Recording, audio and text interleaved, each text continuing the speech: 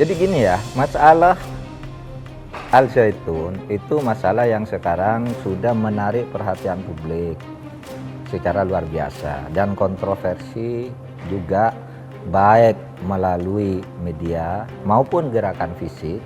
Kontroversi itu sudah timbul, sehingga saya anggap serius dan harus diselesaikan. Saat kejadian kemarin sholat Idul Fitri itu, orang yang paling pertama, alumni, sebelum Masken atau sebelum siapapun, saya orang yang paling pertama bikin konten di TikTok yang mempertanyakan ini kenapa begini sekarang Syekh Panji Gumilang, sholatnya kenapa begini gitu ya kan. Majelis Ulama Indonesia pada hakikatnya sudah cukup lama melakukan pengkajian dan pendalaman. Dan hasilnya juga sudah ada, sudah dipublish juga sebenarnya ya, tahun 2002 yang menyimpulkan 6 hal. Sesungguhnya kalau perkembangan di masyarakat, kami tidak terlalu fokus mendengarnya karena kami sibuk dalam kehidupan pendidikan. Namun bila perkembangan di masyarakat itu dihubung kaitkan dengan Az-Zaitun, maka itu kita ingin tahu yang kaitan mana.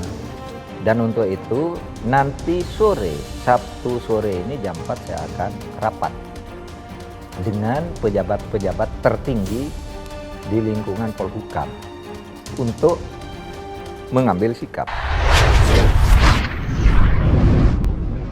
Az-Zaitun ini adalah pesantren yang merekrut NII KW 9, pesantren yang merekrut orang-orang untuk menjadi separatis, untuk membuat orang-orang mengkafirkan semua di luar golongannya, di luar kelompoknya. Lu kafir, dan mereka semua orang-orang itu secara berkala masuk ke kampung-kampung, masuk ke kota-kota untuk merekrut anggota, untuk merekrut jamaah, untuk diambil uangnya. Yang kedua, tata cara salat dan saf salat serta mencampur adukan saf saf laki dan wanita. Ini jelas sangat menyimpang dari kaidah tata cara salat. Oleh karenanya Majelis Ulama Indonesia telah mengeluarkan fatwa. Ada urusan pendidikan, itu pondok pesantren. Kemudian ada masalah ajaran keagamaan. Ada masalah pidana, iya kan? Ada masalah pidana. Ada masalah politik. Ada juga politisasi. Nah ini nanti akan dipilah-pilah. Kita mau mengapakan terhadap berbagai hal ini. Yang mengatakan menyimpang dan sesat, kalau itu tadi sasarannya, ya seperti tadi jawabannya. Qala Rasulullah sallallahu alaihi wasallam fil Qur'anil Karim. Tetapi uniknya hampir tidak ada kasus-kasus yang dimaksud itu yang selesai di pengadilan. Tidak ada tuntutan, tidak ada apa, sedikit sekali. Kenapa bisa seperti itu? Baraya harus kaget karena walaupun pesantren ini jarang dikenal dan jarang diliput media, tetapi backing-backingnya, orang-orang di belakangnya itu sangat kuat. Upaya politisasi itu artinya biasanya ada orang menjadikan isu itu untuk memojokkan pemerintah misalnya. Pemerintah ini kok diem aja, tidak becus, kalau orang lain langsung ditangkap, kalau ini dibiarkan kan gitu. Itu kan politisasi. Padahal ini kan sebenarnya kan baru muncul seminggu ini kan. Yang pertama tadi ada tercetus kalimat bahwa nanti Panji Gumilang akan kooperatif. Apakah selama ini tidak kooperatif Pak Wagub? Itu yang pertama. Yang kedua, sebenarnya persoalan terberat apa untuk menangani Zaitun yang dianggap oleh masyarakat sesat dan pasti akan termunculkan peristiwa onar seperti kemarin itu, Pak Wagub. Misalnya kemarin Panji Gumilang tidak mau menjawab 4 dari 6 pertanyaan, dia tidak mau. Tapi kan sumber-sumber lain, temuan-temuan lain itu kan bisa cukup untuk menyimpulkan kita mau apa. Nah saya tidak tahu kita ini mau apa, karena nanti sore saya mengundang Mendagri, Kapolri, Menak, BIN, Kejaksaan Agung untuk bertemu di sini, Kemenkumham bertemu di sini, dan saya juga mengundang utusan atau Gubernur Jawa Barat atau wakilnya karena mendadak mungkin tidak bisa langsung berangkat. Mahfud MD bergerak, kesesatan Al-Zaitun terkuak. Menteri Koordinator Bidang Politik Hukum dan Keamanan Menko Polhukam Mahfud MD mengatakan, unsur dugaan tindak pidana di pondok pesantren atau Ponpes Al-Zaitun sangat jelas. Hal ini disampaikan Mahfud setelah mendengarkan penjelasan Gubernur Jawa Barat Ridwan Kamil terkait Al Zaitun di kantornya, Jakarta, Sabtu 24 Juni 2023. Dugaannya sudah sangat jelas dan unsur-unsurnya sudah diidentifikasi, tinggal nanti diklarifikasi, nanti di dalam pemanggilannya maupun pemeriksaan, kata Mahfud pada Sabtu. Adapun tindak pidana merupakan satu dari 3 masalah yang diduga dilakukan oleh Ponpes tersebut. 2 lainnya terkait administrasi, serta ketertiban sosial dan keamanan. Terkait dugaan tindak pidana, ia menyebut Polri akan turun tangan secara langsung untuk menanganinya. Polri akan menangani tindak pidananya, pasal-pasalnya apa yang nanti akan menjadi dasar untuk melanjutkan proses pidana, nanti akan diumumkan pada waktunya, tutur dia. Lebih lanjut, Mahfud menyatakan Polri akan melakukan tindakan hukum dari semua laporan yang masuk. Nantinya laporan tersebut akan ditindaklanjuti dan diidentifikasi.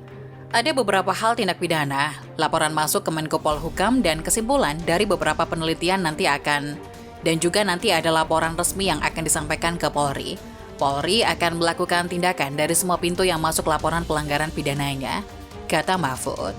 Belakangan beredar kabar sejumlah kontroversi yang terjadi di Ponpes Al Zaitun, seperti aliran sesat dan dugaan tindak pidana yang diduga dilakukan pimpinan Panji Gumilang.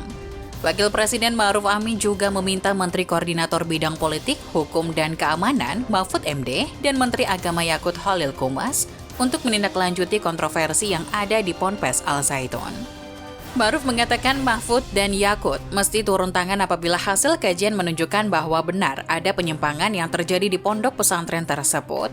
Setelah itu Mahfud mengatakan pemerintah akan mendengar pandangan dari berbagai organisasi Islam terkait kontroversi yang ada di pondok pesantren Al Zaitun.